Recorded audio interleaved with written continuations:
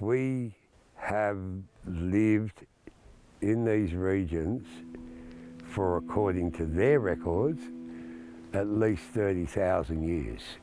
We lived when the age of change had happened.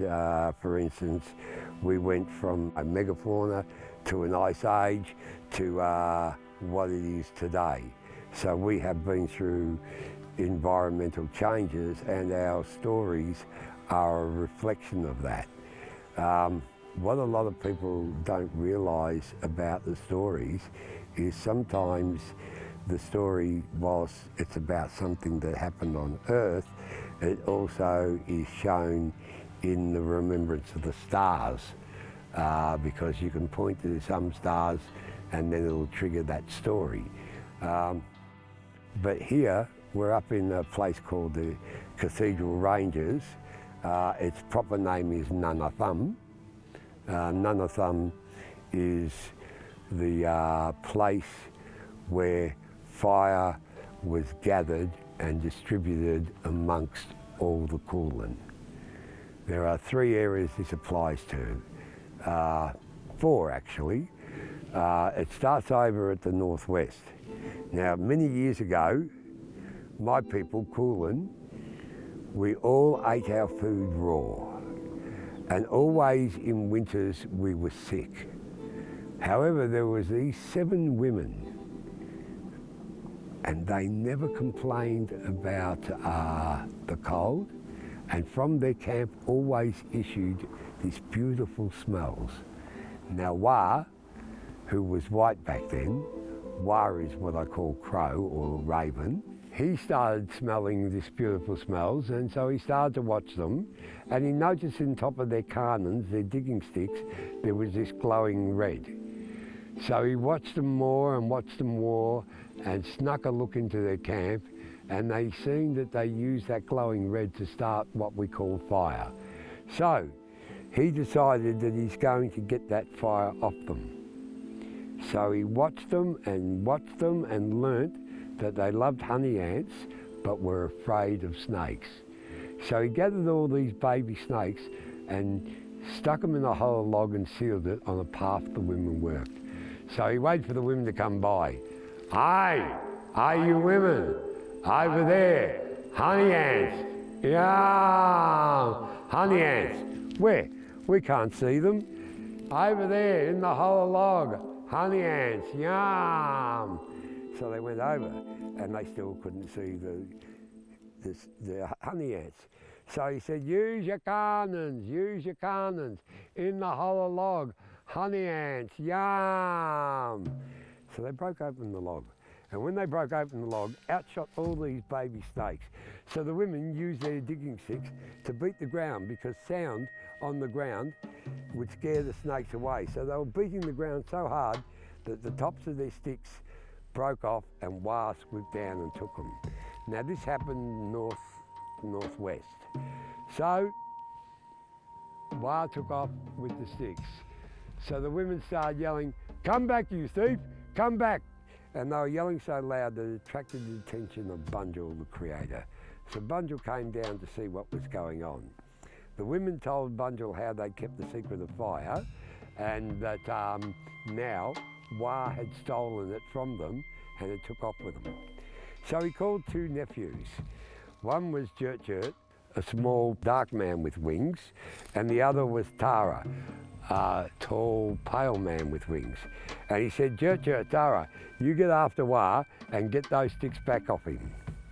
So they took off after Wah, and Wah seen them coming, so Wah flew faster, and Wah was heading in a southeasterly direction, and he kept flying fast, and he flew so fast that one of the sticks caught fire, and he dropped it at a place called Munio. Now, the name Munio means first hill burnt by fire, and that is in the Dandenong Ranges.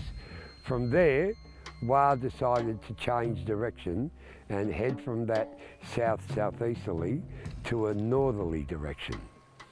So Wah started flying in that direction. In the meantime, Jurt and Thara landed at Munio, and Jurt said to Thara, you're bigger, stronger and swifter than me. You go after Wah to get all the other sticks back. I'll stay here and use my wings to keep the fire alive. So off Tara went after Wah. And as I said, because Wah changed direction, Tara started flying faster. And he started gaining on Wah. Wah flew faster and still Tara was gaining. Finally, Wah flew so fast that all the sticks caught fire, burning him, turning him black, and he let go of the sticks. On the way, one hit a finch, which is the one we call today the fire finch, and they landed at a place called Nana Thumb. Now, Nana Thumb is known to be in the Cathedral Ranges where we are. So Tara picked up the sticks and took them back to Bunjil. Bunjil gave 2 to Tara and said, now you take all the men and show them all the uses of fire. He called his daughter Karakaruk and said, Karakaruk, you take these 2 sticks and show the women all the uses they can have of fire. He did. And when Tara and Karakaruk came back, Bunjil said, Tara, take this stick and plant it north and west, for that shall be the stick that you rub to create fire. He did. Today it's called the grass tree, the kangaroo tail, the black boy, and if you're into Latin, Xanthi or something or other. And that's the piece that you break a bit of the stem, split it open, and that's the bit you rub into to create fire. When he came back, he gave him the last stick and he said, plant that south and east, for that shall be the stick that you rub to create fire. He did. Today, that stick turned into 2 plants. One was called the Corundurk, the Australian Christmas bush, and the other is now known as the Australian mulberry bush. And you break a twig off that, strip it, and it is the bit you rub into to create fire. Now after they did all that task, Bunjil said, Tara, didn't I send Jurt Jurt with you? Where's Jurt Jurt? So Tara went back to get Jurt Jurt. Poor Jurt Jurt, he died keeping the flame alive. So Tara brought his body back to Bunjil. Bunjil picked up little Jurt Jurt in one hand, picked up his axe with the other, and struck him in 2.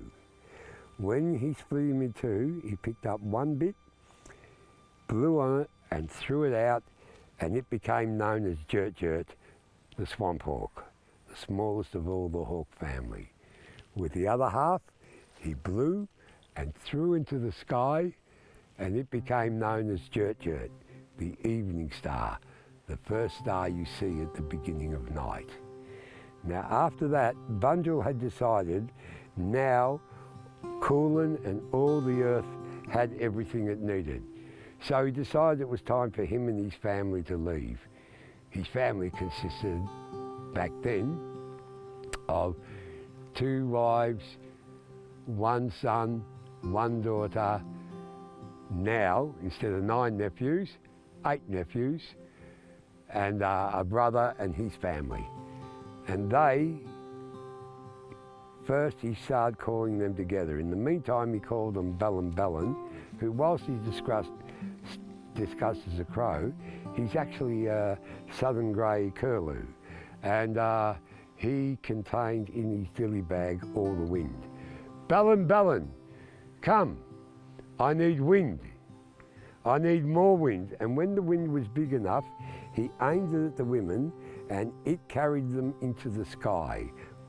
On the way though, they dropped what remained of their canons, but that's a story Geelong people, the Wathaurong people will have to tell you.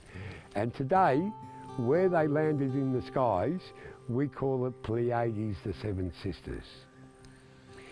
Now, as I said, in the meantime, he sent his nephews to gather and his daughter to gather all his family. When they all arrived, Bunjil decided it was time to leave. So he stuck his spear into the ground and get hold of it and got all his family to link arms onto his other arm. And he asked Bellin for more wind. More wind! More wind, Bellin! And when the wind got big enough, he pulled his spear out of the ground, and it carried them all the way up into the skies. Now it's said that if you ever want to get to Bunjil's camp, you have to follow the Milky Way, for the Milky Way is the smokes and sparks from Bunjil's fire. And that is how we got the Milky Way, how we got Pleiades, how we got the Evening Star, how we got the Firefinch, how the crow got black, but more importantly, why I eat my food cooked.